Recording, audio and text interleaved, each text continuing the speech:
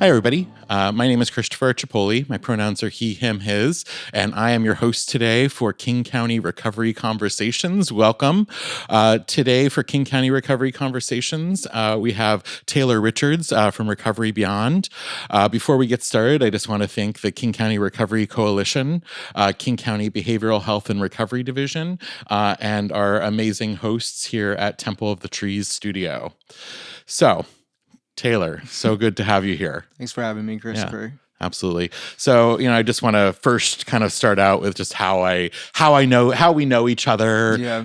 How you got to be in that chair today. Right. You're not just some stranger that I invited in off the street. Yeah. Taylor and I guess we've known each other for probably about 5 or 6 years at this point, maybe more.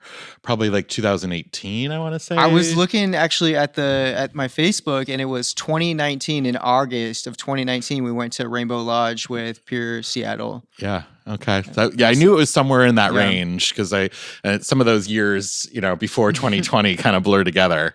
Yeah. But yeah, Taylor and I attended a recovery retreat together. Right. It was my first one as a coach, and I believe it was your first one sort of like entering recovery. Is that right? Yeah, I had a coach. So Mark was my recovery coach, and so I had a coach. Yeah. Yeah, we talked about that at RAD. Where we both had the same coach, yeah. So, I mean, I want you to tell your story more than I want to tell your story, but I want to make sure that I remember why I want to share why I remember you. Yeah. Because I meet a lot of people, and you were so shy at that first retreat.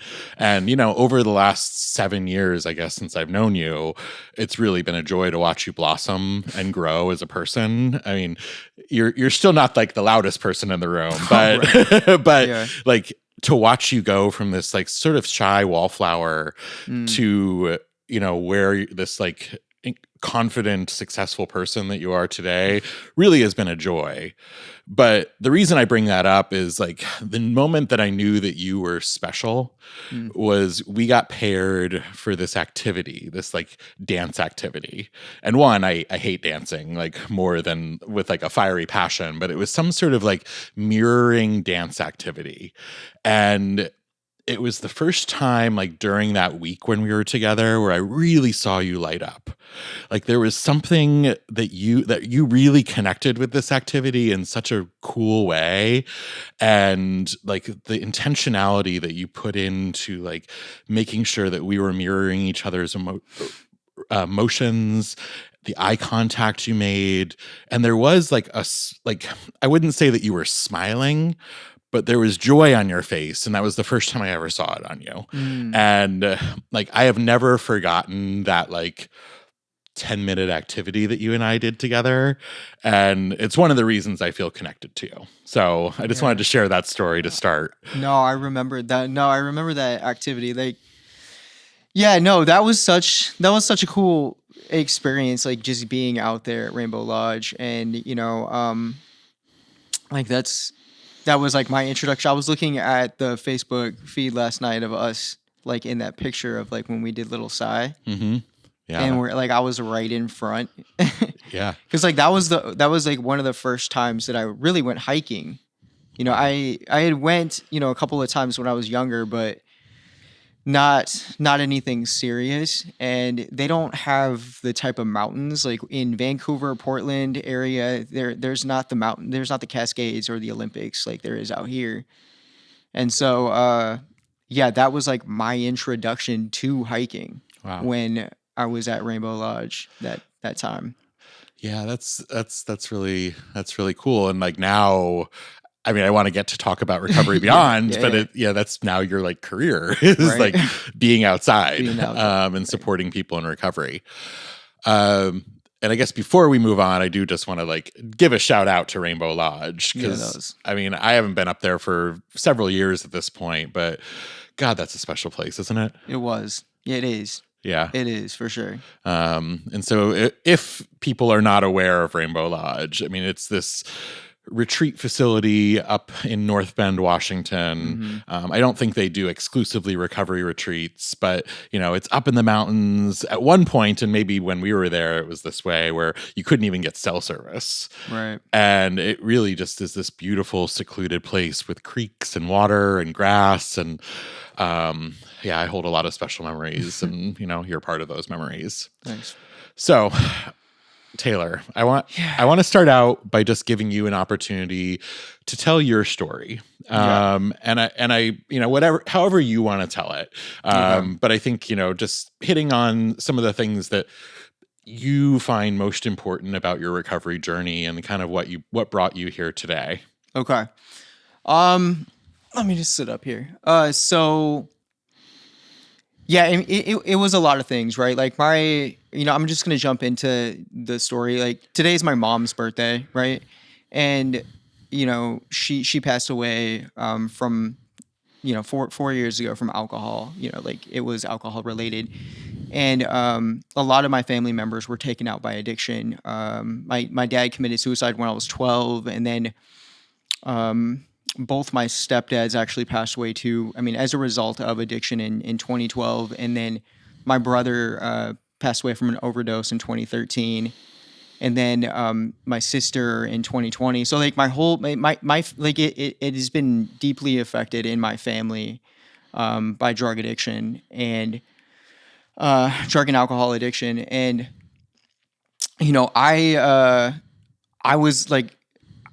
was out there. I was lost, like in, there was, it took a long time for me to, reach out for help and take it. Right.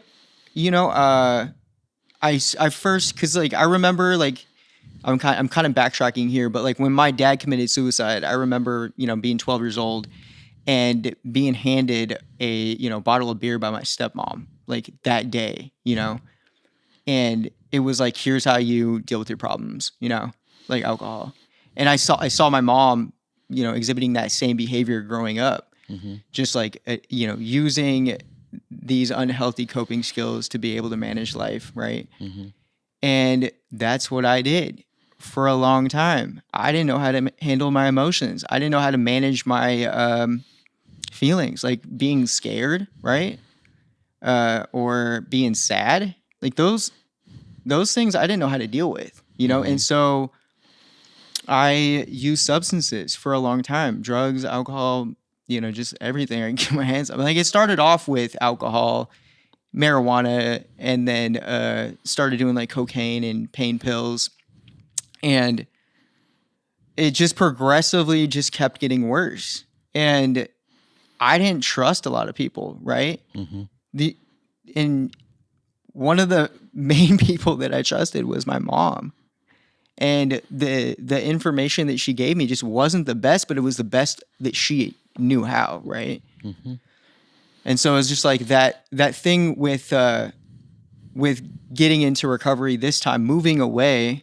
Like I don't want to tell the whole story. You tell as much or as little as you feel comfortable. But it's like how far and how bad addiction got for me. And it was like, it just kept evolving, right? Because I remember like in my early 20s, I had this sales job and I was crushing it on the phone. I was, doing well, but I was also coming to work high every day. I was abusing my pain medication that I was getting and Adderall, and I just thought that I was, doing a good job at work. Like, this is great. Like, I can do this. I can take care of myself. And then, so I had met somebody when I was 19, and I had this huge trauma story, and I wanted somebody to validate that. And so I met my son's mom, and she got pregnant. And so we got married. And I had only known her for 6 weeks, right? It was a very, very fast-paced situation. So now I'm, barely 20 years old. I have a wife and a kid on the way. And this huge trauma story that I'm carrying, like, in my backpack, right? I was not equipped to be able to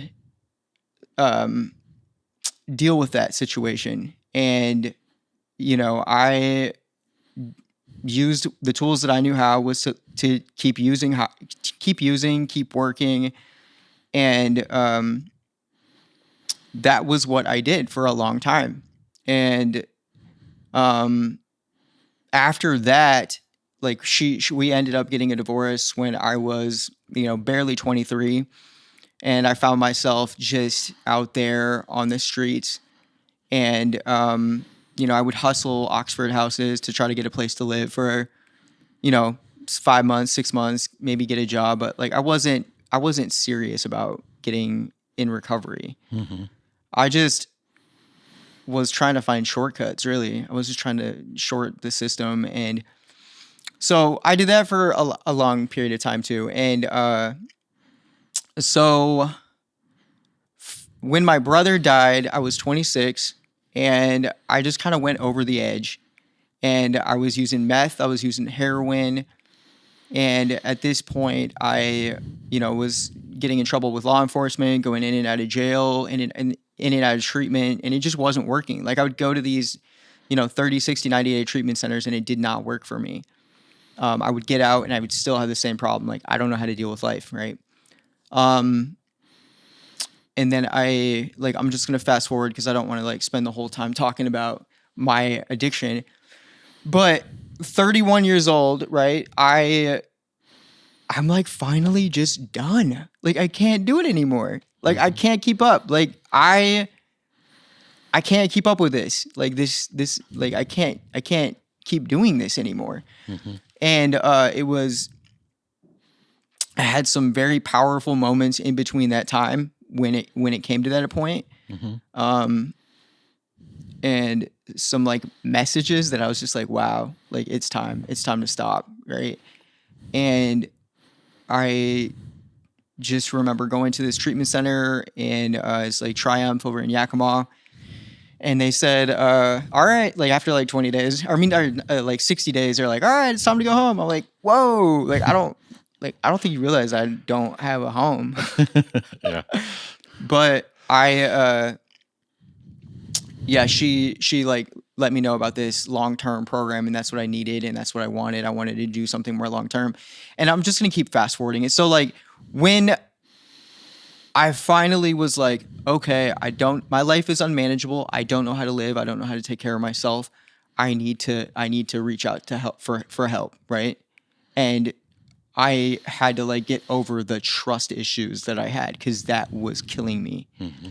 That was destroying me. I was not able to succeed if I didn't trust anybody. I couldn't do it. So when I came out here to Seattle, I remember like actually getting linked up with Peer Seattle and like Matt Talbot and a couple other programs. I had a lot of help. Like a lot of people helped me along my way. Mm-hmm. And it was like that trust thing. Okay, I was like, all right, I can trust people. Not everybody's gonna like lead me astray and take advantage of me, right? And so that is what helped me like moving out here to Seattle. This was it was in March of 2019 that I moved out here. And I felt like I had to teach myself a lot of things. Like I had to teach myself how to cook, like how to cut onions on YouTube. Like I just everything was YouTube. Like I learned how to grocery shop. Like I didn't even know how to take care of myself. Like like my basic needs. Yeah. And I had to teach myself all that stuff. And I started working out, and I started listening to podcasts. And after like 6 months in, I was talking to my case manager, and he's like, so, well, now you can go to school. And I'm like, okay. So I was so filled up on, 12-step meetings and groups and all sorts of different things. When I got to the college to talk to an academic advisor, they're like, okay, so what do you want to do? And I'm like, I'm really into like philosophy and psychology. Mm-hmm. And they're like, well, what about an associate's in social and human services? I'm like, sure. Yeah. This must be a sign from a higher power that like, this is what I'm doing. Okay, let's go. And so that's what route I went. And school was really easy for me. I got terrible grades in high school. But in college, like I made the president's list. I was getting straight A's. And I started really just getting hooked on school. Like I just was like, yeah, let's go. And yeah. I don't know. Am I talking like No, this is perfect. This is exactly what you're supposed to be doing. Okay. No, and I'm learning a lot. I don't know all these things about you either, so Nice. It's great. Okay, yeah. So yeah, I was like, okay, I can do this. I can do these things. And in school they were talking about like, you know, getting an SUDPT, which is a substance use disorder professional trainee certificate, and I got that. And then I chose my practicum to be Evergreen Treatment Services, which was a great experience for me. Like I enjoyed working there. I learned a lot. I really liked the staff. Like I made a lot of friends there. And so I started working there and, you know, working out. And I got linked up with Recovery Beyond while I was working there as a substance use counselor, getting my hours and going to college. And you know, I just did not know the things out there existed. When I hooked up with Recovery Beyond, my first event was kayaking the San Juan Islands. I didn't ever think that was even possible. I didn't even know any of that. Like that was just such a wild thing to just be out there kayaking in the San Juan Islands. That was like my first big adventure. And then like also getting introduced to these hikes, like I didn't even know that was up there. That's the thing. Like my perception, like I didn't know that some of the hikes, like the mountains looked like that in real life. Like I didn't think that I would be able to get to somewhere like that. Yeah. You know? And so all these things are going on. I end up, you know, buying my car, getting my license. Like I saved up like enough money to buy a car. Like I had a car, and I've always wanted a Toyota. Like I remember having like an emblem in my office, and I'm like, yeah, I'm gonna get a Toyota. And that car has been so good to me. Thanks. And yeah, like just like it's wild to think like I'm driving a car now. I have my own apartment. Okay. I'm going all over the place again. This happens. No, you're doing great. Yeah. So like, yeah. So I am a firm believer of like, okay, so after the associates, I got a bachelor's degree, and then I got my SUDP. I took the test. I went and got my SUDP. Now I'm an SUDP right now, substance use disorder professional.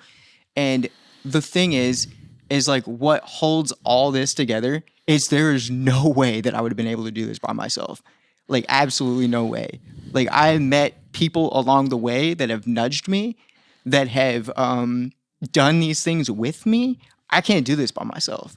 Like I thought that for a really long time, that I could do this by myself, and it didn't work. And yeah, realizing that I don't have to do this by myself. And if I open up a little bit and get a chance for people to get to know me, then I don't have to do this by myself. Like I have so many people in my phone that I can call right now that will, you know, talk with me and hang out with me. Like I'm hangoutable now, you know? So yeah, and it's just such a good feeling. And you know, the work that I'm doing with Recovery Beyond, I feel like it's so important, right? You know, because I want to be here today to be able to speak for the people that can't speak anymore. Like a lot of the family relatives that I know that aren't able to be here today, and you know, there wasn't a lot of resources for us growing up. It was hard for us growing up. Yeah, and you know, like I'm so glad that I got introduced to a lot of the organizations that just like offered that hope, that especially like certified, like peer support was really huge for me. Yeah. And yeah, you're great. Still keep going. I mean, I've got questions, but yes, you know, let's hear them. Okay. Well, yeah, I mean, I want to thank you for sharing that story. I mean, I knew some of that stuff, but I don't know that I knew all of it. So thank you for sharing that with me and with everybody who's listening and watching today. I guess the thing that like struck me in particular was to hear you list off the family that's gone. And I guess the question that I had for you is, who do you consider to be your family now? Yeah. Because chosen family, I mean, I am part of the queer community. And so for us, like, chosen family is just as important as biological family, and sometimes more important than biological family. And listening to you, it struck me that, like, you're in a very similar position to, like, a lot of people in my community, where we're forced to choose who our family is. And I'm wondering who you've chosen. A lot of the people that I've chosen as close friends of mine are that I've met through Recovery Beyond. I also call my little brother like almost every day, and I'm starting to get more connected to my little sister as well. But I feel like how I make those close friends is like I got to go hiking with somebody for at least 6 hours, and like that's what we got to do. We just got to go climb a mountain, and that way those walls come down and I can be with somebody for a longer period of time, because in social situations, like, I want to run out the door. Like, as soon as, as soon as like there's that moment of like, all right, let's talk. It's like, dude, I want to, like, I have this urge to run still to this day. So to get close to me, it's like I've got to be put in a situation where I'm going to have to be with somebody for a while. Like, and a hike is a good measure for that, because especially if it's a longer hike, we got like 6 hours. Yeah. That's a long time to be with anybody. Yeah. Especially if you don't know them well. Right. And sort of staying on like that family train for a minute, it was really impactful to hear, you talk about your mom handing you a beer at 12. And, it made me think, like, all parents are just trying to do the best they can. Yeah. And, I doubt with my entire soul that your mom handed you that beer thinking that she was making the wrong decision. I think she, my heart says that she was doing it because she thought it was the right thing at that moment. And she was doing what she knew, right, to take care of her son. And she knew it would make you feel better, even if it was maybe the wrong decision, sort of on an objective level. In that moment, that was the right thing for her. And I'm going somewhere with this question. Like, we all have to learn from our parents and try to be better.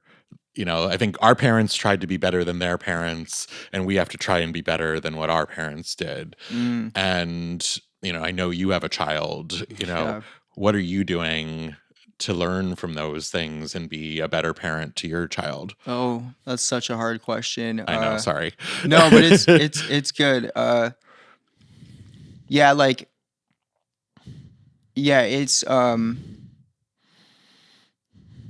It's hard because I wasn't ready for that. I wasn't prepared for that. And so that whole situation seems like something I didn't really want. I was traumatized. Like, I was a traumatized teenager, and I shouldn't have, so there's a lot of resentment that goes around. Like, I don't think I would have, there's no way that I would have made that decision today, or even, like,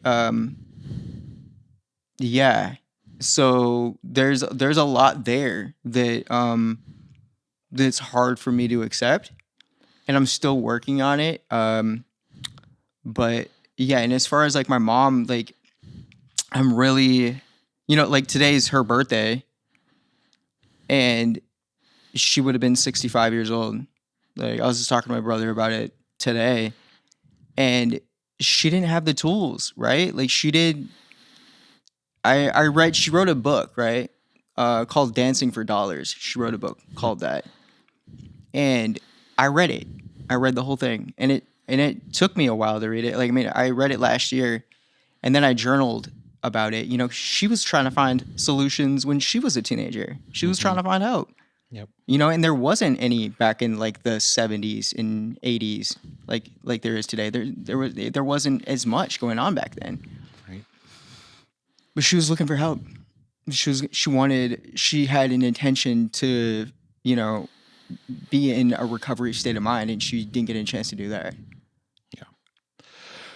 Well, and I mean, I guess that sort of leads us to, you know, I want to talk about Recovery Beyond and sort of like what makes it special and what makes it different.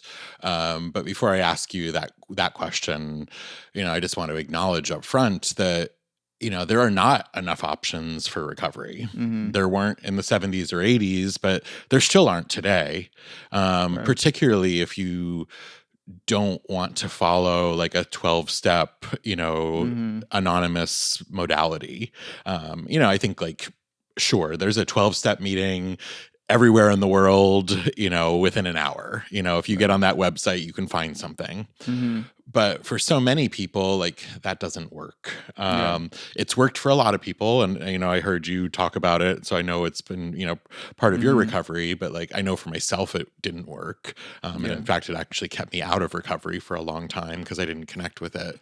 So, and to me, like, that's why organizations like Recovery Beyond are so important, because you're providing people with options that are not just this like, you know, come and read this book in a room and hold hands and give us money. You know, like there's more to what you're doing in providing people options and paths to recovery. So I'd love for you to just talk about, you know, what is Recovery Beyond? What do you do? Why is it important? Yeah. We're many paths. I heard you say like one time that there is as many paths as there are people, and that's like so true, right?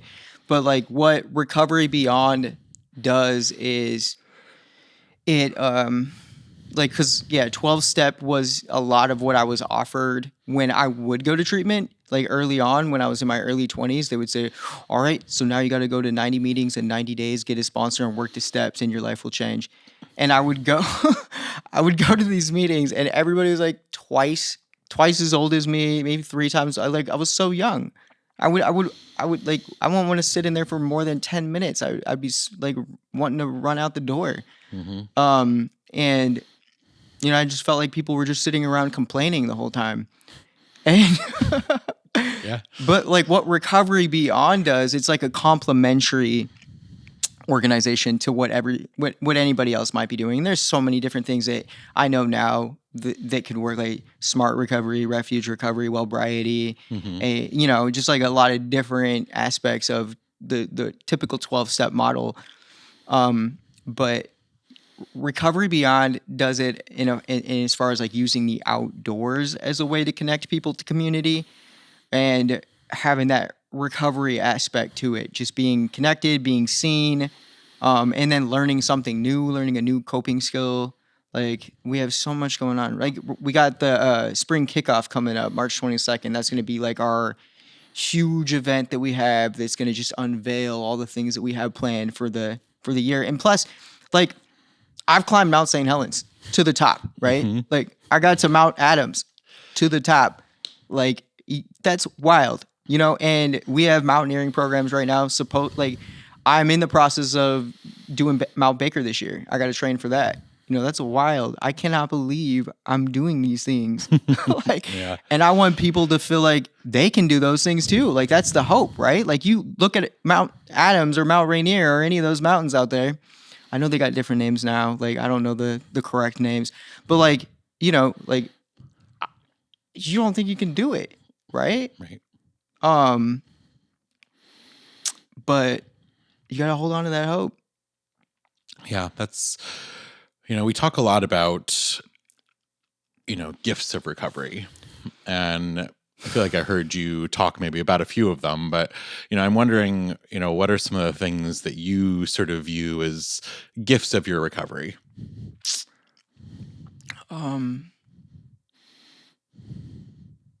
Some gifts. Well, I think like the ability to ask for help used to be so hard. The ability to tell somebody that I'm scared, that used to be so difficult for me. And then what I would do is just like, it's okay. I can do this. I'll figure it out by myself. And then I would always lead to like what they call just, it wouldn't work, so that has truly been a gift for me, is to be able to reach out when I need to. And I hope like more people reach out, like when they need somebody to talk to. Like I want to be that person that can help as well. Like it's such a double-sided thing, right? Like it's a two-way street. Yeah, and I think what you're saying, that's that like fear of asking for help, that like need to be strong. I know that is something that's sort of like ingrained in us as men also growing up. We're taught by society that it's weak to be able to say that you can't do something. It's weak to say you're sorry. It's weak to do XYZ. Like there's this like very like narrow box. And there's obviously a lot of privilege that comes with being a man, but like I think often we don't talk about the things that damage and traumatize us as we're growing up, that make it that we have to unlearn to be productive adults, to be good members of society. Right. What are some examples? I mean, you've talked about maybe some of those, but I'm wondering what your thoughts are on that. On like what would be some examples of, or just like that sort of like experience of masculinity that like can make it hard to be soft. And recovery is about being soft. It's about being vulnerable. It's about connecting with people, and that's almost like opposite of like what we're taught as men. It's like these core beliefs that are taught to us, that were taught to me as like when I was younger. Like there was a lot of things that I had to really just abandon coming into recovery, because it just wasn't working. Like a lot of the things like like never let your guard down, things like that. I just remember just little quotes that I remember learning from the several stepdads that I had growing up. Just there wasn't a consistent home life for me growing up. So there was just a lot of mixed messages, and it was very confusing for me. And I remember just getting to that point where it's just like, I was like, dude, everything that I was told, just like, I have to change everything. Because like everything that was taught to me just wasn't working anymore. So then like becoming open-minded, they talk like that was like something that I've been really just appreciating in my recovery, is just being that ability to stay open-minded and just not thinking like, oh, I have all the answers and I know everything. And as far as like there is also on the same token a intention of wanting to be strong, right? Like I do want to be strong. I want to be brave and courageous, and I want to do these things, but I don't have to do that by myself, right? And so it's just like it's constantly like I'm learning things all the time, and I'm staying open-minded and just not thinking that I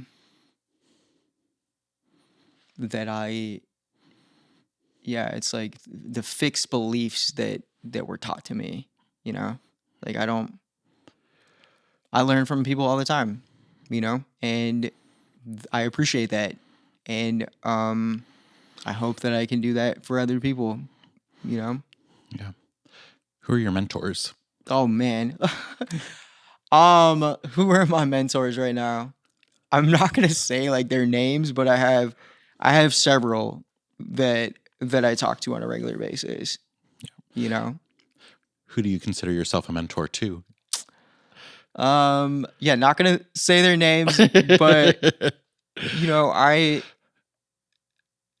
feel like I'm always looking for people. Like I'm always trying to either talk up Recovery Beyond or talk up recovery, you know, because like I'm lucky to be alive, right? So like I'm always bragging about how lucky I am to be in recovery and that that I was able to stop using drugs.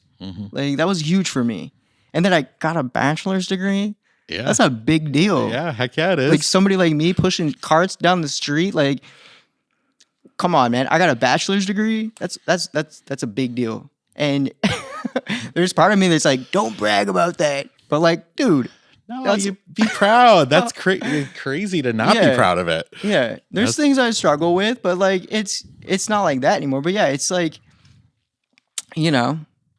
But yeah. Yeah. I mean, I know like pride is supposedly some sort of like sin, but like, you know, I think if you're not proud of what you do, how do you keep driving yourself forward? Right. You know, I think there's a difference between like pride where you're shoving it in someone's face and pride where you're simply celebrating an accomplishment.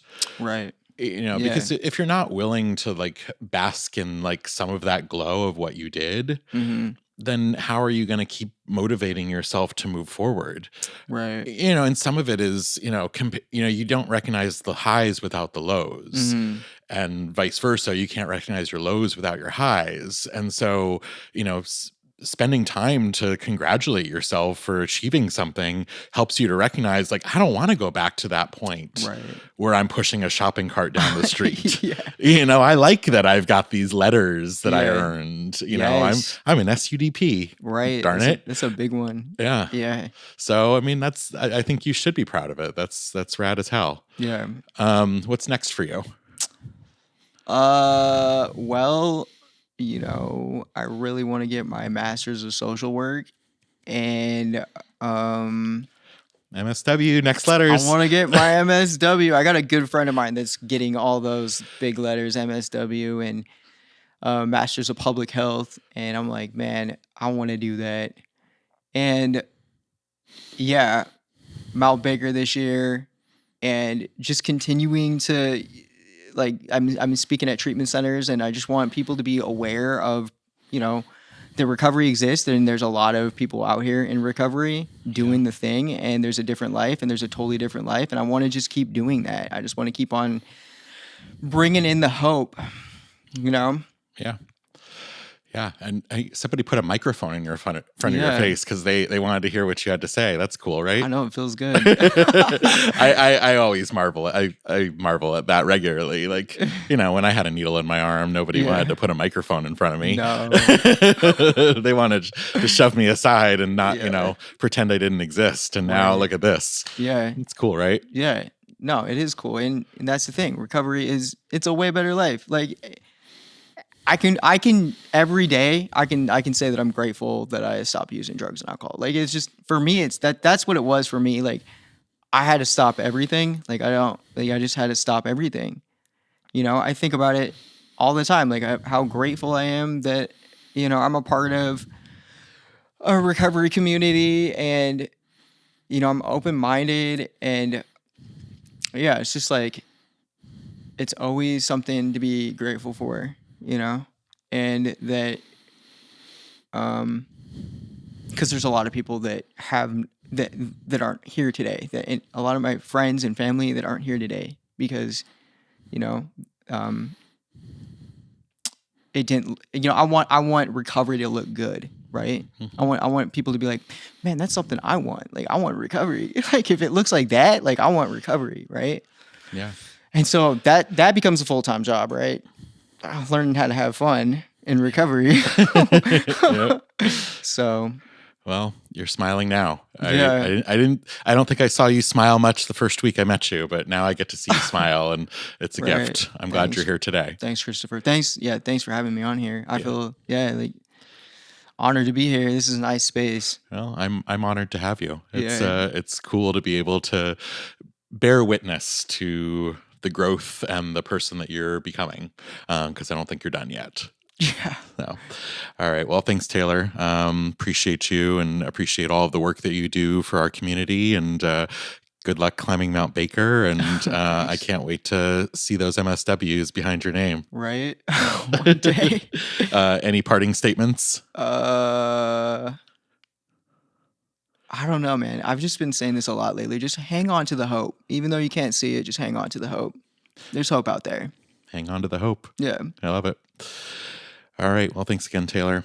Well, thanks everybody for watching and listening to King County Recovery Conversations. I've been your host, Christopher Archiopoli. Thanks again to the King County Recovery Coalition, King County Behavioral Health and Recovery Division, and our hosts here at Temple of the Trees in Normandy Park.